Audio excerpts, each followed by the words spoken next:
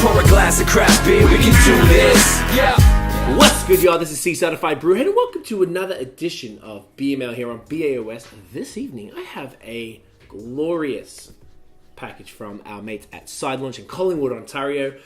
3 new beers from them. I'm super excited. The first is their Northbound Lager. Second is the Midnight Lager, which is a dark lager. And the third is a Getaway IPA, a surprising move into New England, which is fascinating. So tonight, while we're drinking, I'd like to talk about trends in craft beer in general. And I guess this, because there's craft beer in the country, in the world, and in the province, in the cities. So everything is kind of moves at different paces. These guys are in Ontario. And typically, Side Launch, shouts to Michael, great bloke, who's the owner and brewmaster there. He has made German-style beers for the most part. I think he studied over there, spent some time. That's his thing. So, starting with this bad boy, this is just looking to see. It's called Northbound. It's just says it's a North American craft lager. It's 4.4, which is actually quite light. I don't know if they consider it a light lager, but I'm very, very pleased to see the trend of crispy boys, as we call them, branded glassware, what up, continue a lot more everywhere I go. Doesn't matter where, whether it's, the main places we go are generally between Ontario, Quebec, and Vermont. But I'm seeing more and more crispy boys, and it's just really cool to see. So this bad boy, nice and clear, smells biscuity. Get it in, yeah. Nice. Super light, bready, malty. Not too bitter, actually, surprisingly. Clean. Like, full-bodied as well for a 4.4. Like, that's actually really good. I like this a lot. But Side Launch make a bunch of lagers I've had. They've got their, what's it called again? Mountain Lager, I believe. The one that had the short cans, kind of like a dark blue can. That was a fantastic one.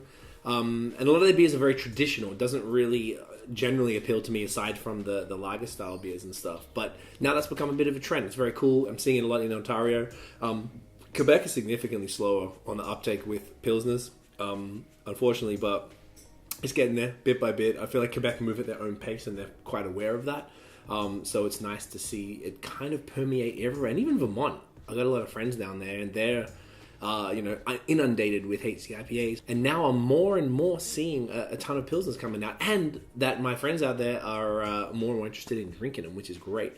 So this is a beaut. Next up, another favorite of mine, a dark lager. This is a new beer. I haven't had that from them. This is 5.3% called Midnight Lager. Huge fans of dark lagers. I still feel like this is a trend that hasn't picked up, and I would very much like to see this one continue. There's some great ones in Ontario. Silversmith's is exceptional. What was the other one? I had another one recently that was really good. Market Brewing in Newmarket. Really good one. Nice. So this is a little light for a dark lager from typically what I've seen. Though it might be more true to style, being that that's Michael's steez. I can kind of see through this. This is like a light brown or dark brown color, I'm sorry. Nice head. Kind of light nose. Got it in, y'all. Nice.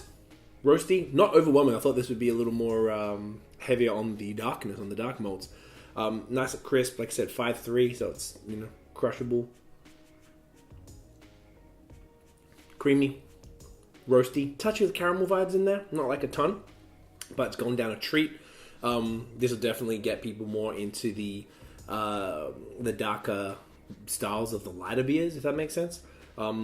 Which is something that is kind of the key message of this video, is basically what all of these beers are supposed to do. I believe their core not value, but like aim is to convert non-craft beer drinkers to craft beer drinkers by giving them a tastier, cleaner, high quality and local alternative to their macro choices, Bud, Coors, blah, blah, blah. This first lager, perfect for that. Like, if someone walks into a bar and they go, I drink Bud, what do you got?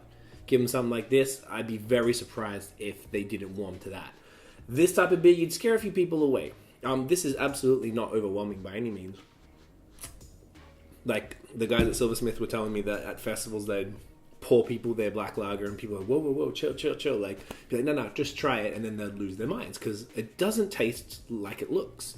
And I think that's a key element as well, is getting people unafraid of darker beers, and the black lager is arguably the best style to do that with because it looks like a porter, not really a stout, not this one at least. Like some other ones I've seen do look like a stout, and they taste like a lager. So, you know, it's exactly what people need to be given, because they're likely not going to, like, seek it out themselves, but they need to be given this type of beer to understand, like, like, there's a lot more to this craft beer stuff than I thought, you know?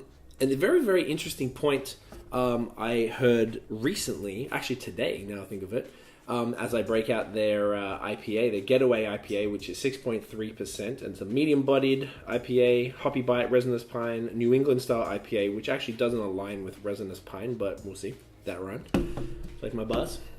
Bars. Watching a YouTube series today, they were interviewing some brewers, and they said, they were in San Diego, and that one smells like a New England.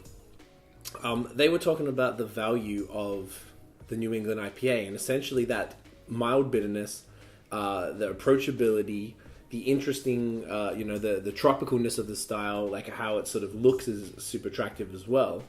And what that does to attract new craft beer drinkers. Most people are scared of IPAs, and I was going to say unreasonably so, but you know, historically, yeah, you can see why. They're a bitter hop bomb that sort of punched you in the face, and it's not for someone who's getting into beer.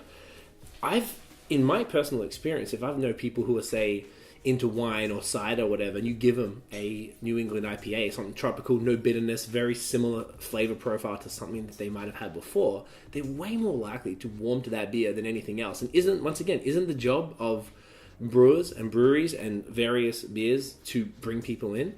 Yet there's a lot of people I've seen on Twitter, some crazy negativity lately, and it's disturbing to me about people bitching about too many hazy IPAs being made. And in my experience, you know, I keep an eye on all this stuff and try to be prolific with, the things I drink and the things that I keep an eye on. And it's not the case. It's not, at least in Quebec, it's absolutely not. In Ontario, like, not even close. Like, you go to Vermont, everywhere is hazy. Everything is hazy.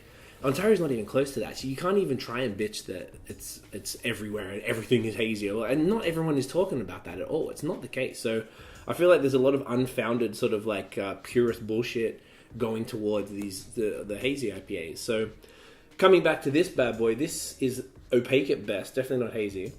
Smells tropical. Let's see.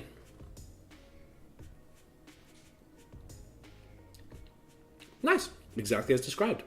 It doesn't have the creamy mouthfeel of the New England, so I'm not sure how much oats, does it say anything about oats, have been chucked in this bad boy. Rye flakes, oat flakes, wheat flakes. Okay, so technically it should be a lot creamier based on that, but maybe the volume. Piney and bitter for sure, but subtle. The tropical fruit is up front. Great head, great nose. I like it. I don't think it's a phenomenal New England by any means, but I thought it was interesting. We interviewed Michael Hancock, again, the owner and brewmaster of Side Launch, at BAOS Oktoberfest. I forgot what episode number, like 113 or something. And he basically was like, I'll never do anything with lactose. He doesn't fuck with any of the new styles. So I was very, very surprised. I pulled these out of the fridge. I didn't actually look until just before I started filming at what this beer was. So it took me by surprise that it was a New England based on his feelings towards it. So maybe one of the younger brewers kind of pushed him to do it. I think this is on brand for Side Launch. Like I said, it's not phenomenal in the overall sense of New England IPAs, but personally, I applaud that. I think this will get a lot of people who are familiar with a company like Side Launch, who would be scared to go for something like a general, hazy IPA, would most likely enjoy this beer. It's got a little bit of bitterness. It's kind of more for the typical IPA drinker, I guess. Or that East meets West type of joint, which I also quite enjoy because they're starting to become more and more common. I love it. Though this doesn't have as much of the East in it, aside from the tropical hops and stuff. Excuse me, lots of burps tonight.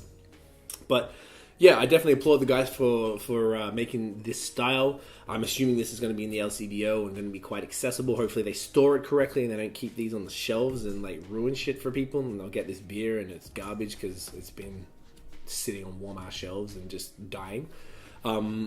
But yeah, man, super happy with these guys. Proud of them for doing it, and I definitely want to see more of these type of trends happening. The Pilsners for converting people, the dark lagers for bringing people into the dark side at a very approachable pace, and more breweries dropping New Englands to get those other drinkers in, because that's what we want. We want the industry to grow, guys. So the only way for it to grow is to bring in new drinkers and diverse drinkers. So shout outs to all the leaders of beer diversity out there. Ren, Navarro with her beer diversity, Crowds of Hops, Uncapped, Black Beer Travelers, Beer Culture, killing it. Like, there's a whole bunch of people really doing that, and they are leading the charge to grow the industry, because if we're just a bunch of white dudes with beards, this shit ain't going anywhere. So shout outs to y'all. Guys, that's about it. If you enjoyed the episode, mate, boom, smash the thumbs up, hit subscribe below, hit the notification bell so you know when the new drops. Follow us on social media at BAOS Podcast, and check out the long form audio, Spotify, Apple Podcasts, and also I got the merch, got the tee. Hit the link in the description. It's always there. Cop the merch. They're one of one. They get not one of one. Sorry, they get drop shipped, as in we don't have the stock here. They'll send them right out to you anywhere in the world. You can get that. This is the logo tee. I love it. It's fire. That's what it is, guys. Thank you so much for watching. We'll see you in the next video. And as always, get it in, y'all.